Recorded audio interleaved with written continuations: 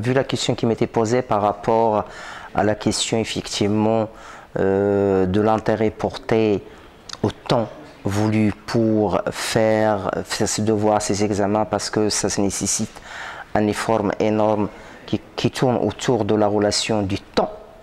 Le temps, en fait, on a deux situations, ce qu'on appelle le temps psychologique et le temps réel.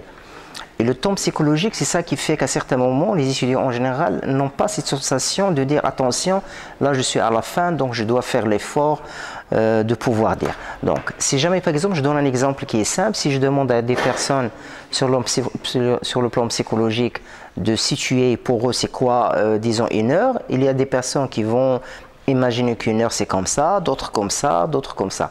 C'est-à-dire que la sensation du temps psychologique, c'est ça qui va faire en premier que, bon, je vais dire, ok, dans la chose, je la ferai demain, après-demain, ainsi de suite. Donc, maîtriser la sensation du temps sur le plan psychologique. C'est-à-dire, quand tu dis, ok, c'est à la fin de l'année que j'ai des examens, le premier travail sur le plan psychologique, de penser que la fin d'année, c'est demain. C'est pas dans 3 mois ou 4 mois. Parce que je vais, en fait, faire séparer le temps réel du temps psychologique. 2, c'est en général, il faut faire un programme qui va situer le travail. C'est-à-dire que dans un mois, je vais finir telle partie. Le 15 du mois, je vais finir telle partie. C'est-à-dire qu'il faut avoir un programme clair, net par rapport à une progression qui se situe au niveau du temps.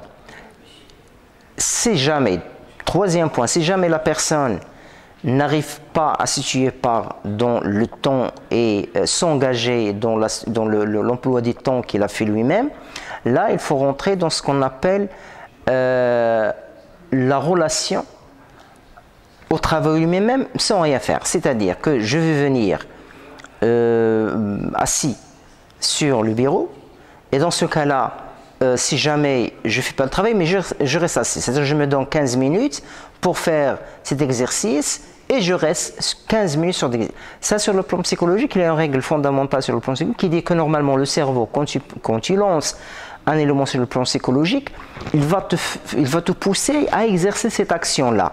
Et donc, si tu n'arrives pas à la faire, mais tu arrives et tu t'assois sur le bureau, même si tu ne travailles pas, tu vas la continuer à la faire, ça va te pousser finalement à faire ce travail-là.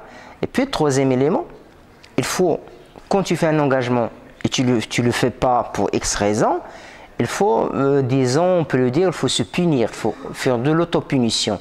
Quand je dis autopunition, je veux dire, si jamais tu avais prévu un voyage, une sortie, je ne sais pas quoi, qui va te faire plaisir avec tes amis, donc il faut que tu arrives effectivement à t'empêcher, à te punir, à te priver, si vous voulez que le terme punir ne colle pas, utilisons le terme la privation. Il faut faire de l'autoprivation et ça va te pousser effectivement à t'engager par rapport à tes efforts parce que ton corps, ton cerveau, sait que tu es quelqu'un qui rentre dans les engagements et ça normalement ça va faire qu'à certains moments tu ne vas pas dire ok je la ferai après, c'est-à-dire que la notion du temps, tu vas voir une relation du temps très forte.